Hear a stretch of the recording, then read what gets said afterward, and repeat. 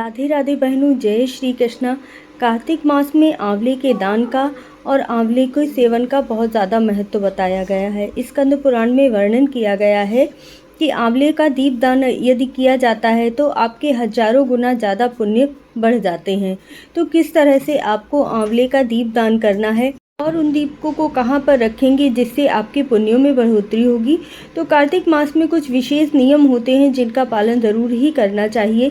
कार्तिक मास में आंवले का दान करना, आंवले वृक्ष की पूजा करना, परिक्रमा लगाना और आंवले का दीप दान करना सबसे ज़्यादा महत्वपूर्ण बताया गया है।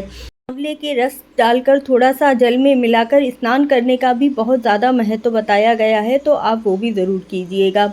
मैंने आंवला नवमी की पूरी वीडियो डाली हुई है, पूजा विधि डाली है, सामग्री डाली है, तो वो भी जाकर ज़रूर देखिएगा किस तरह से आपको आंवला नवमी पर पूजा अर्चना करनी है।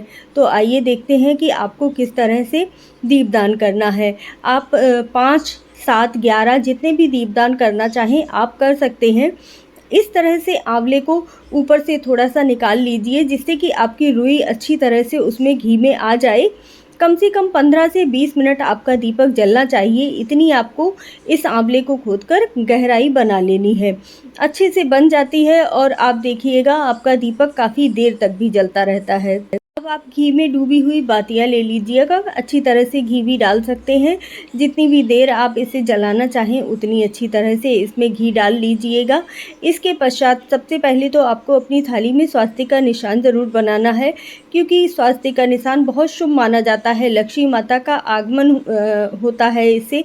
लक्ष्मी माता प्रसन्न होती हैं जब आप आंवले का दीपदान करते हैं और इस तरह से पूजा की थाली से भगवान विष्णु का ध्यान करते हुए या लड्डू गोपाल की आरती करते हुए आंवला नवमी की पूजा करते हैं। अब आप पुष्प डालकर और कुमकुम हल्दी से इनकी अच्छी तरह से वंदना अर्चना कर लीजिए। उसके बाद आपको ये दीपक प्रज्वलित कर लेने हैं। देखिए कितने सुंदर तरीके से ये दीपक प्रज्वलित हो जाते हैं और देखने में भी बहुत सुंदर लगते हैं। आप जब इस तरह से आंवला का दीपदान करते हैं तो आपके पुण्यों में बढ़ोतरी होती है और आपके सुखों में वृद्धि होती है। तो इस तरह से आंवले का दीपदान ज़रूर ही कीजिएगा। अब आपको यह आंवले कहाँ कहाँ पर प्रज्वलित करने हैं सबसे पहले वह जान लेते हैं। मैंने 5 आंवलों का दीपदान किया है। आप अपनी सामर्थ्य अनुसार कितने भी दीपदान जला कर सकते हैं।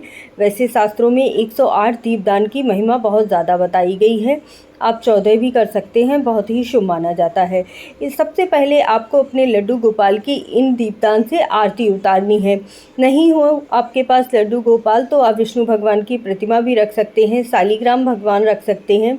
इस तरह से आपको विष्णु भगवान की आरती उतारनी है। लक्ष्मी माता की आरती भी गा लीजिएगा और इसके पश्चात सबसे पहला आपको दीपक अपने विष्णु भगवान के सामने अर्थात अपने लड्डू गोपाल के सामने रखना है।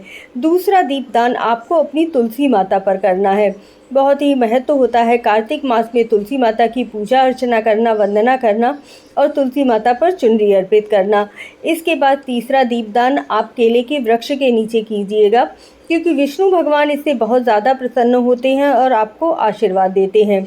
इस मास में पीपल वृक्ष की पूजा करना भी बहुत ही उत्तम बताया गया है। इसलिए एक दीपक आप जो आंवले का दीपक बनाया है उसे पीपल के वृक्ष के नीचे भी ज़रूर रख कर आइएगा और इसके बाद आंवले के वृक्ष के नीचे एक दीपक रख कर आइएगा। अगर आपके घर के पास में मंदिर हो तो आप मंदिर और जलाशय के पास में भी एक एक दीपदान ज़रूर कर सकते हैं।